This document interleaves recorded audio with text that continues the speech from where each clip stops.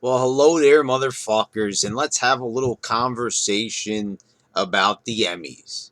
So I didn't watch this whole show, of course. Like many of these events, I'm watching videos, I'm watching clips, and of course, the Emmys has always been this show where it's so manufactured and it's so watered down, corporately processed. I don't know how anybody watches it. Now I know, as a society of, working class, we'll never get to that upper echelon of high society. At one point, you'd look back in the 1940s, 50s, 60s, and you'd see these movie stars, and you'd say to yourself, you'd be like, oh, these people, I want to be like them. So they're good looking. I mean, you'd see your Marilyn Monroes, you'd see your Gene Kellys, you'd see a Cary Grant, and you'd take a look at these particular people, and you'd be like, I want to look like them. I want to be as cool as them. I want to have the sex appeal of these particular folks in Hollywood. I want to have their checkbook. I mean, I want to have their pocketbook. I mean, I want to live in the houses that they live in, meet the people that they get to meet, go to the places that they get to go. I'm working with my hands. I'm doing physical labor, and these people, they're living the good life. They're acting. They're performers. They're artistic. They're eccentric, and all these things that you would see this mirage of acting. There was like this veil over it. Where they were mysterious people, and we look up to them the same way as musicians. And something happened, the exposure of the internet, I guess, at the turn of the 90s. And then we realize that a lot of these people are depressed. A lot of these people are drug addicts. They're alcoholics. They're very flawed individuals. This came about with the tabloids becoming popular, Us, Weekly, and all, the National Enquirer, TMZ was also a big breakthrough. We got to see a different side of the celebrities that we once admired.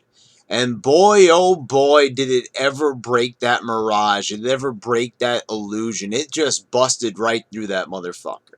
And we realized that the people that we once admired are not so admirable after all. If anything, most of us actually live a better life than them. We might not have as much money, we might not drive as nice of a car or live in as nice of a house.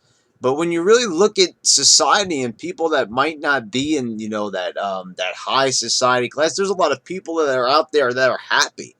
They like living their middle class lifestyle. They like actually, not having to answer to studios and producers and directors and have your mind controlled, because we know that's why actors and musicians act the way they do. They're trying to appease their label, their record producer or their movie producer, because they don't want to be out of a job. That's the thing. It's like when you were in school, right? You might have had certain interests in shit like that, but you'd try to fit in with the in crowd. If you didn't like sports, I remember I even tried that one time. I never could get into sports, never could do it at all.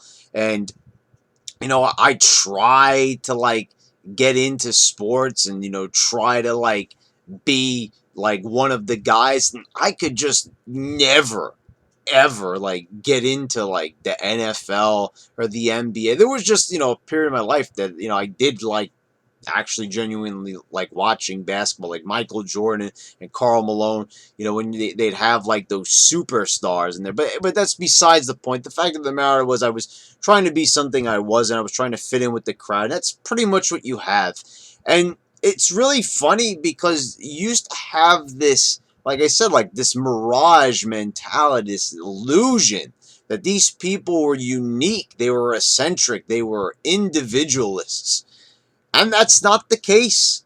They are actually the most conformist bunch of boring, drug addicted, and mentally deranged people. I mean, these people have massive depression problems. We just saw how many, from Chester Bennington to Chris Cornell, these people that we admired and said, wow, these are, great musicians, and rightfully so they are. I mean, talented voices, and, more so Chester Bennington to me, like one of my all-time favorite bands in Linkin Park. I mean, the more and more I learned about Chester Bennington, I realized that, this guy wasn't as awesome as I perceived him to be, that he had an awesome voice, and it was an awesome composer, and he wrote some of the greatest songs I think we'd ever hear in alternative metal and, in music.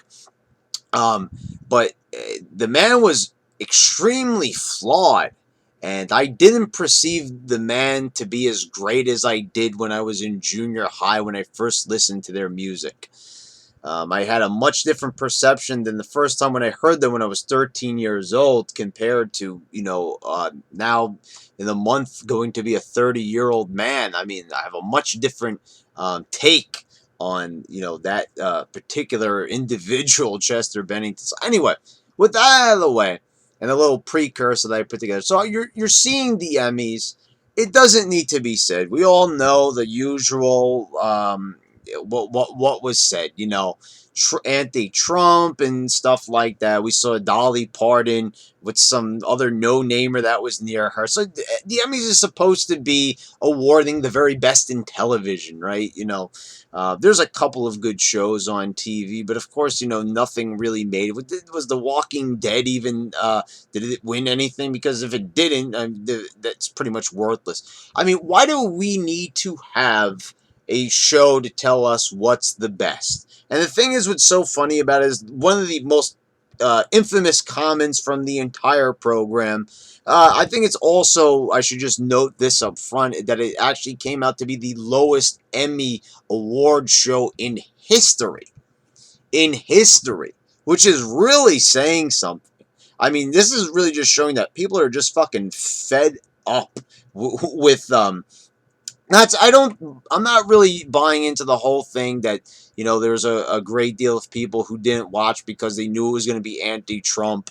The thing is, we all know that it was going to be anti-Trump. We all knew that. So, of course, there's a big segment of the population. I mean, here's the thing. If I were to just stop watching or listening to anything that was anti-Trump, even though I support him greatly, there wouldn't be anything left to listen to or to watch. So, we could boycott, but really at the end of the day, it's not really going to do so much. We're not going to destroy these empires. And let's be honest, I'm just looking for some entertainment half the time. There were times when I got pissed off, like I said, when I went to a Napalm Death concert, and people said, oh, what do you expect? They always had a political message. But that just really pissed me off, because I really felt that it was ignorant, and it was a band that was anti-establishment, and when they were rallying against the establishment, it pissed me off. It really did. So, and I made a video fucking breaking their CD. Were they talented musicians? Yes. But, I believe that they went too fucking far, what they did, when I saw them last year in concert. So, anyway, lowest rated Emmy show. Numerous anti-Trump comments. One particular no-namer, what was it, Kate McKinnon? I wouldn't even know who Kate McKinnon was if her name wasn't mentioned on Dice. The new Andrew Dice Clay show that's in his second season right now, which I'm a fan of. Love Andrew Dice Clay. It's a great show. I recommend it. Of course, I don't think the first season was nominated for anything for the Emmys. I don't know.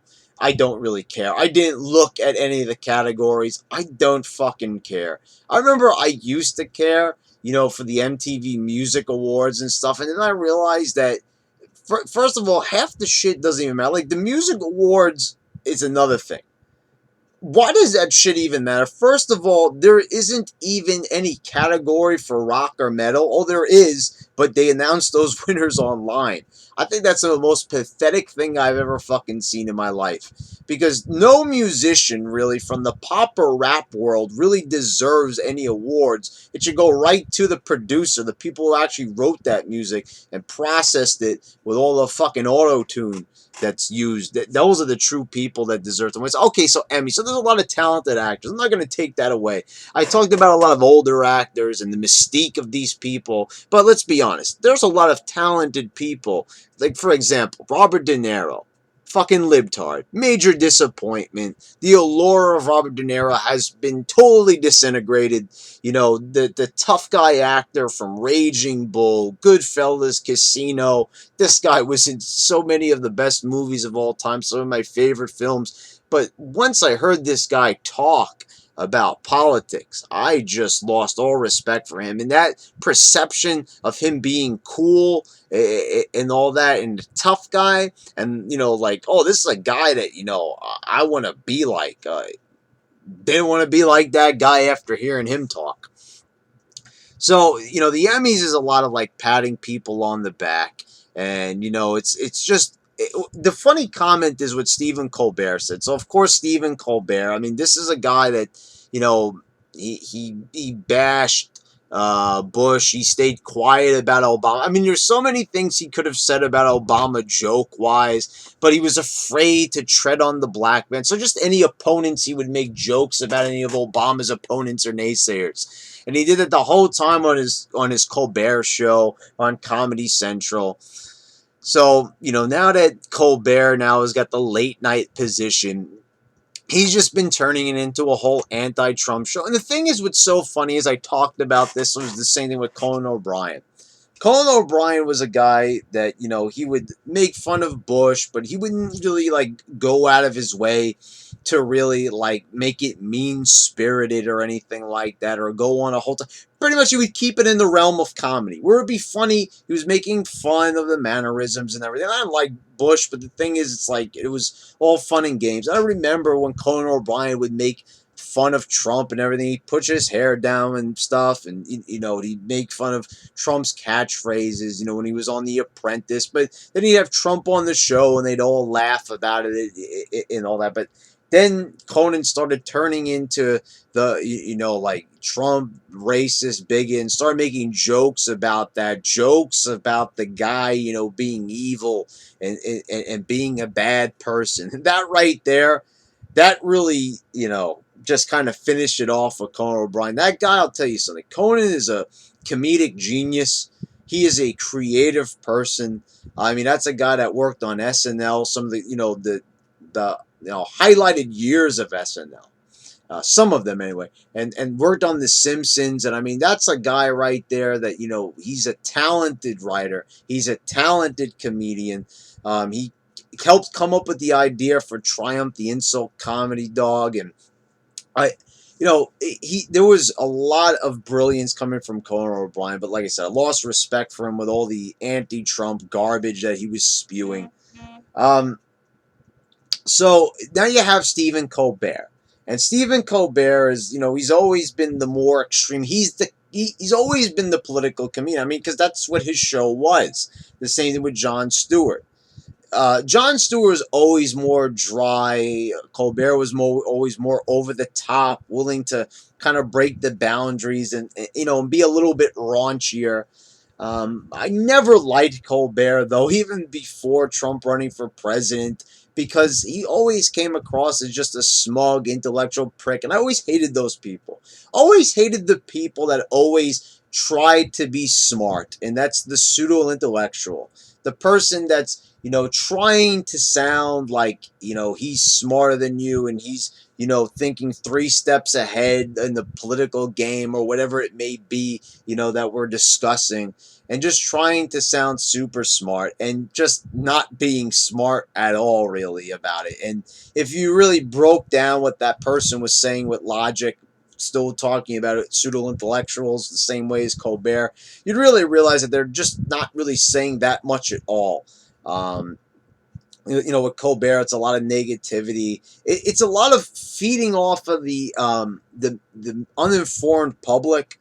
feeding off of that CNN educated public. And, if you buy into the bullshit on CNN, you're going to find a lot of stock in what Colbert's saying. And if you don't, you're not going to find it funny. And the thing is, it's overdone. Every single joke from Colbert that comes out of his mouth. I understand he's a political comedian, but maybe that was not the right pick for a late night show, is all I'm saying. If you're just going to keep on making everything about politics, here's the thing. We used to watch late night, and we used to watch comedians to get us away from reality and have us laugh about life. And Colbert is just depressing, talking about people being Nazis and white supremacists every fucking moment on the show. Every chance he gets, if he could take a little shot at Trump or anybody that's, in the conservative way of thinking, that's a victory for Colbert. And he's using his spot really to get this message across. And he's not telling jokes. That's the thing. He's not telling jokes.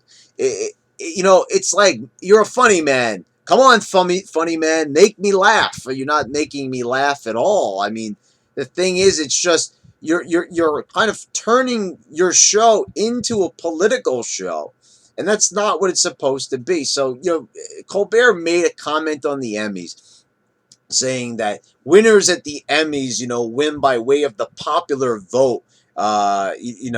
Unlike Trump's presidency. Well, here's the thing. What popular vote? Who's voting on it? The last time I checked, these award shows are decided by old farts, old white men. And basically, you have, like, the same thing with the Academy Awards. You got to be in good with the Academy. You got to be palling around with them. Basically, all of their friends get voted in. And that's all there is to it. It's all the high society taste. It's not a popular vote. I didn't vote. Did you vote on who's going to win the awards? There's polls, but that's not the actual vote. So what popular vote is he really talking about? What an asinine statement to make. And it's not like it really even matters. See, this is the thing. None of this matters, even what I'm talking about, because these people are actors. Colbert is a nobody. He doesn't make decisions. He's not in Congress. He's not a senator. He's not a congressman. He's not part of the presidential cabinet. He's a nobody. He's not even a city councilman. I mean, this is a guy that really has no effect on society at all. He appeals to his base, which is, a bunch of people that they're just, ultra liberal, and they want to just laugh at anti-conservative or anti-Trump jokes. I mean, this has always been the gig for Colbert. Not much has changed. It's just in a late night television format. But it's the same old spiel from Colbert. Like I said, nothing has changed about the guy at all. From point A to point B, like I said, he's just taking the same format and applying it to late night. And the same thing on the Emmys. But all these little comments that he says, it's like, really, you break them down, and if you really know, like, in tune with reality, you realize that nothing that this guy says really carries any weight. None of it's true. I mean, all of it is just, taking pot shots, and people think that, like, Colbert is, like, getting a one-up on Trump. There's no wins. There's no scoreboard even to be had. He's just a late-night talk show host that has no effect on reality, just like any of these actors. I don't care what anybody says, but movies don't change lives. Music doesn't change lives. These artists, they always try to come up with some way of making themselves sound more important than they are. But, like music and TV, like, unless you're going for those fields and you feel inspired by those people, they're not going to help you get a job. They're not going to help you get a house. They're not going to help you, with anything in life. They're not going to help you financially. These people are not paying your bills. So they don't have as much effect on people's lives as they think that they do. What they do is they manage to, the most, starved people that are, really like empty vessels and, not proud of themselves and not confident, they'll look up to these people. That's why the Kardashians got to be where they are. That's where you get all these reality TV show stars where they are. What? How do you think people, that don't really have that much talent get to where they are? So you have some talented people. There's some good actors and there's some good musicians, and they're talented. They followed their dreams in their field, and congratulations to them. But that's all they're doing. They're just entertainers, really, at the end of the day. We listen to music for entertainment, for relaxation purposes. It's recreational. It's the same thing with television. It doesn't really apply to any other part in life. It's just strictly entertainment. Like I said, it can be used for relaxation or things like that. But really, at the end of the day, they're not as influential as they think that they are. So it's like the same thing. You could have these shows, and a lot of shows won at the Emmys that had political messages in them that nobody's even heard of or even watches. The thing is, basically, the shows that had the highest ratings, none of them won. So it's like, see, the thing is what Colbert is saying. So if it was popular vote, The Walking Dead would be winning every single category. Games of Thrones would be winning every single category. So, like I said, if it was the same way the presidency worked, you'd have more popular shows winning. So it's that's why it's a joke, because half these shows I've never even, not even just not seen. I'll admit I don't see a lot of shows. I don't really find a lot of them interesting. But a lot of these shows, no one's even heard of. People are saying, one show that had a political message was no one even fucking heard of it, and yet it was winning for some reason. How does that happen? So if these things are decided by the popular vote, then like I said, the most popular shows would be winning. The highest rated shows on TV would be winning. But like I said, that's not the case. So there's a lot of bullshit. Like I said, they have these award shows to pat each other on the back, and they like to pretend like they're really getting their message out there, and they have a big platform, which they do. But the thing is, nobody's fucking watching it anymore, because really, at the end of the day, it's like with American Horror Story. I said this to a friend on social media recently. Talking about how this show, the series, just is not good this season because it became political. And the thing is, like I said, at the end of the day, it's we're sick and tired of, being preached at, and trying to be indoctrinated. These directors and producers and these actors all get together and they think they're coming up with a big political message that's going to change the world. And they're going to do some massive political, social commentary that's going to change the very fabric of society. But the thing is that no movie or song or album or TV show has that type of power to really change a person's way of thinking. They're just hoping that they're going to get a couple of, people that are just weak-minded, and they're going to just kind of listen to this shit, and they're going to be like, oh, yeah, okay, that's a good idea.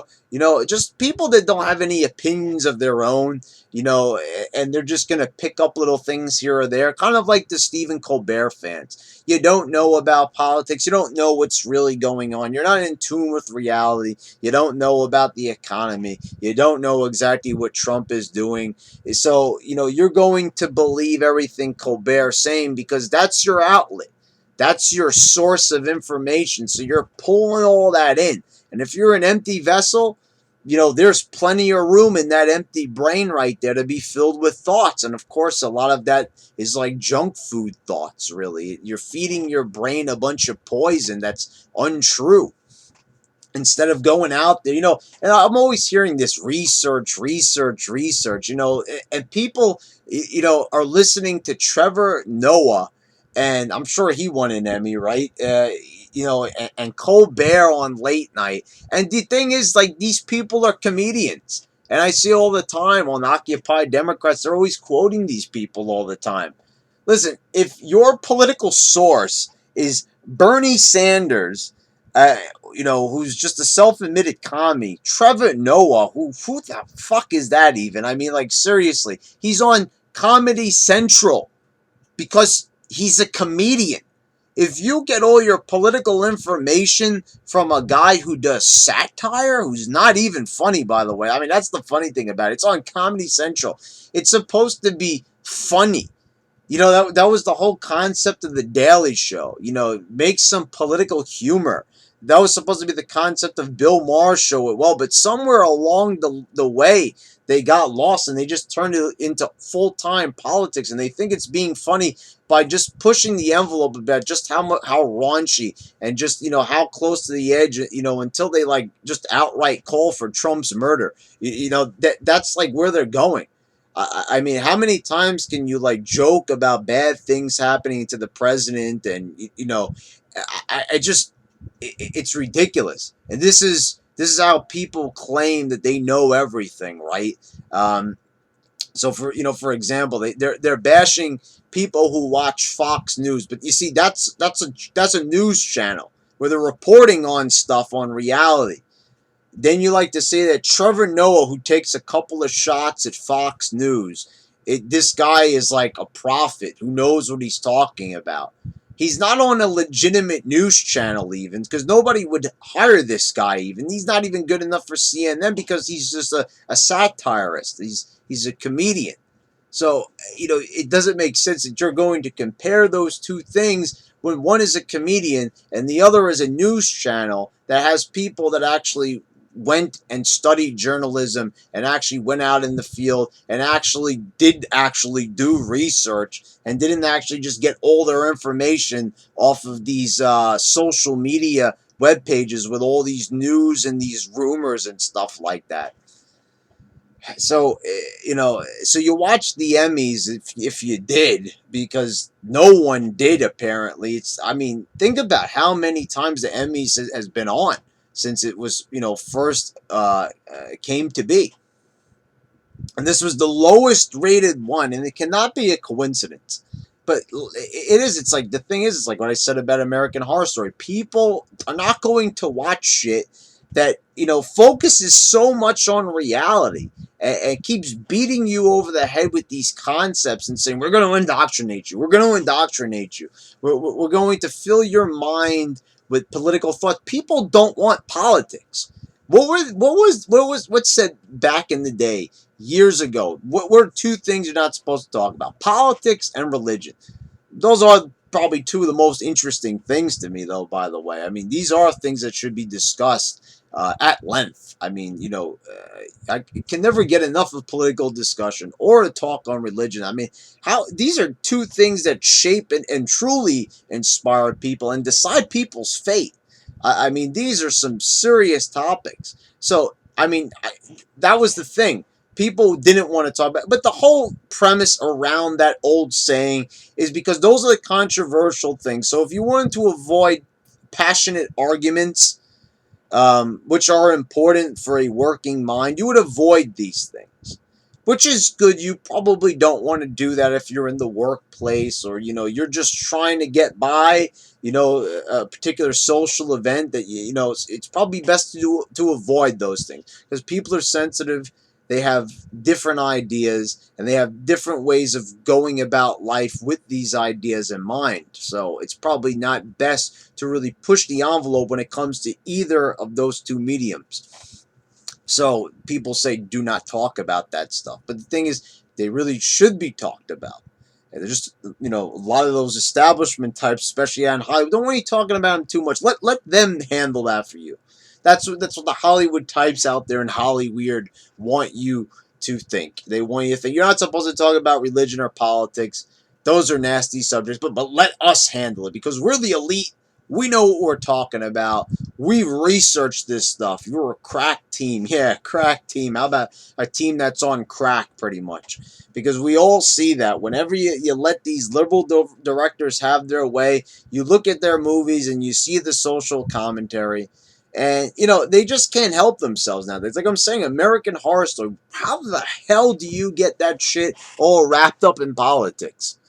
I mean, there was a show that, had some creative characters and, was just basically trying to bring the horror element into a successful TV show, which was something that hasn't been done too successfully, And they were succeeding until this season, until they got the bright idea, hey, let's create a lot of political unrest to kind of mirror what's going on in reality and kind of try to blame, a current political mindset, and try to indoctrinate people into thinking it's bad. And everybody really caught on fast. Even people that are not crazy about Trump even caught on to the simple fact that they were just trying to bash Trump on the down low. They were trying to be cute about it by implementing clowns and stuff like, oh, look how crazy the world is now that Trump is president, because this is insane. And and it just didn't work, and people are not liking it, and people are just not watching it. They're turning the TV off, just like they're turning off